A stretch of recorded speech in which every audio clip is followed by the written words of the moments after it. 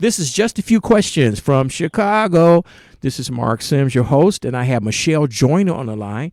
And Michelle, we're going to talk about the coronavirus. How's the coronavirus crisis going on? What's going on your side of town?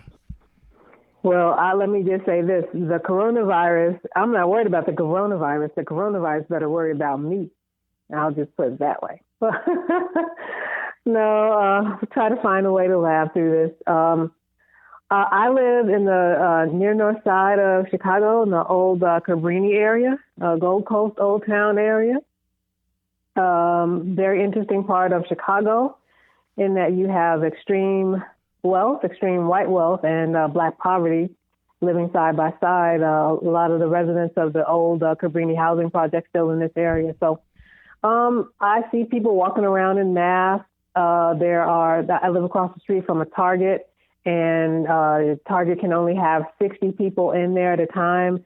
So they have little blocks outside where people can stand in line, and they're 6 feet apart. And so I have to time my store runs by, if it's going to be crowded, then I don't go. If I see that there's a line, I don't go. I wait until I can just go and walk in because I don't want to be standing outside going to the store. So my side of town, Corona, I see a lot of people in masks. I also see some people walking around like there's no problem at all.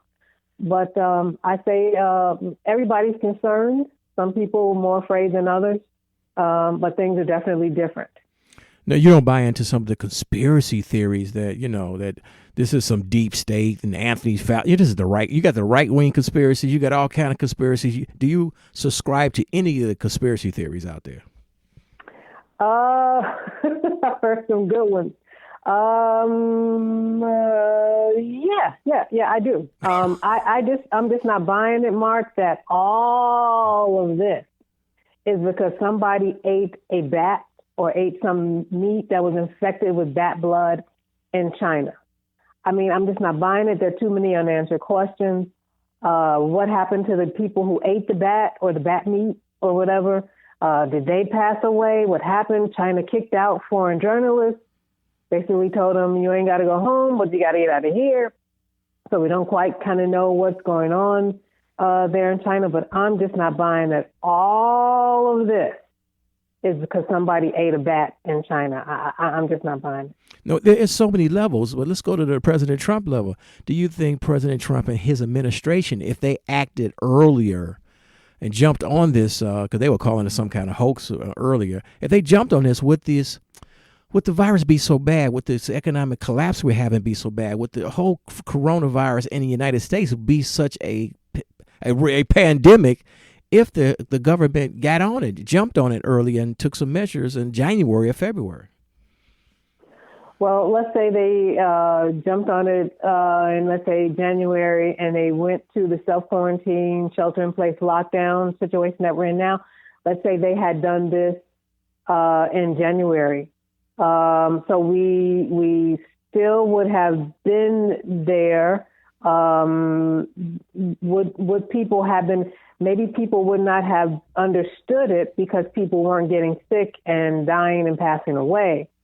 So maybe I think, first of all, the Trump administration has shown poor leadership throughout this whole process.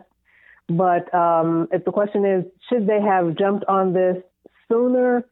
Were they going with the understanding that they had at the time? And I guess their understanding of it at the time was that it was not that serious because there weren't that many cases. So should he have jumped knowing what we know now? Yes. But what they knew then, they didn't see the justification to go to the complete shutdown and lockdown that we're under now.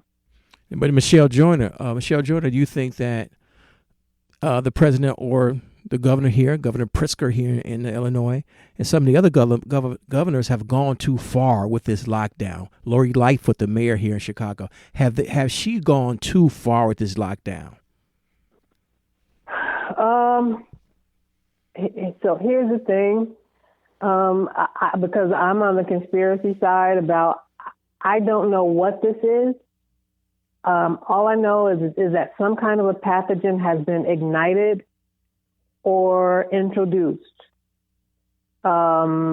People are dying. We really don't know from what. And now it's coming out that maybe the ventilators are actually putting too much pressure on people's lungs, and that could be something that is actually causing people to pass away more so than the coronavirus itself.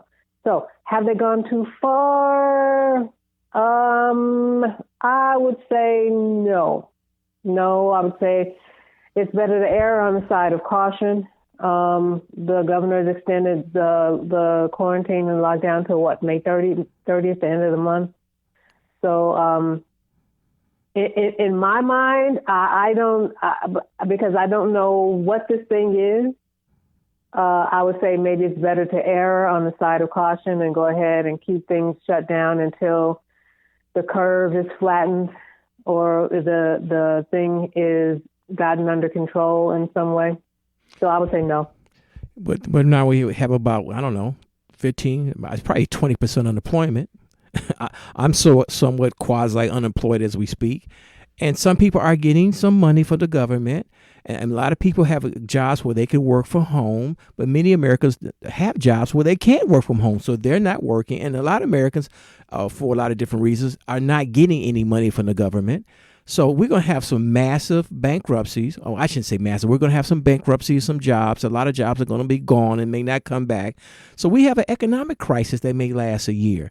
Do you think this country can handle a year or two, let's say a year and a half of recovery, economic recovery, without going crazy? Well, I say we'll make it for the same reason I've always said. I always thought that, humanity has overcome some pretty bad stuff. It's funny, elderly man, sometimes a couple of people have asked me, I was just walking down the street, coming from the store, of course, really not much else place to go. And people ask, how you doing? And a man asked me, hey, how you doing? I said, oh, it's this. I said, oh, we'll make it. Humanity's been through stuff before. We'll make it. So I personally myself have a lot of confidence in my personal resiliency. So I think we'll make it. We made it through the Great Depression, Dust Bowl. There's been 2008. There's been economic calamity before. There's been other calamity in human history before. We made it through that. We'll make it through this. I've applied for grants and loans. By the way, the IRS website now says that my stimulus check will be mailed May 1st. But it should be a direct deposit because I got them my income tax information. I filed my taxes with my banking information, but they said they're going to mail me a check.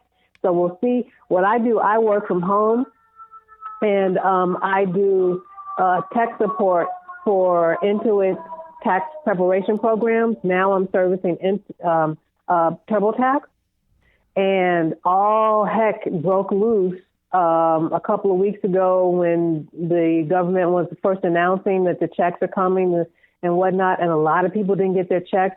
So there's been a lot of bureaucracy, a lot of problems with this first rollout of the stimulus, but it looks like maybe the kinks are beginning to be worked through. I also have been getting emails from the city of Chicago letting me know graciously that 4,000 people are ahead of me for my resiliency fund loan from the city, and the SBA just kind of sends me an email saying, we got you, we know you applied, and we know about you, and we'll get to you when we get to you. So, but some people have gotten their stimulus money, and some people have gotten their business loan grants. Of course, not the right people, but some people. So I think things are going to be bad.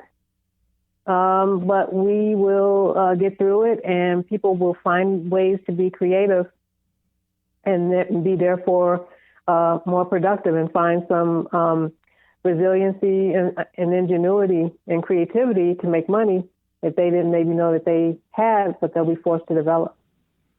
Well, there's always winners and losers in other pandemics and world wars. A lot of folks die, and that's life, and it sucks.